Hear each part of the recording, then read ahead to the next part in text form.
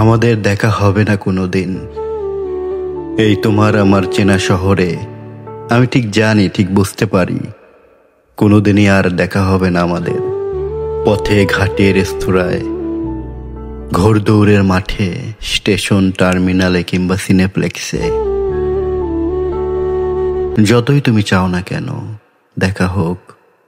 একটা গোটা জীবন দাঁড়িয়ে থাকলেও আমি আর দাঁড়াবো না তোমার মুখোমুখি। দাঁড়াবে না আর আগের মতো সেই অমল একটা গোলাপ কিংবা ভাঙা গিটার নিয়ে।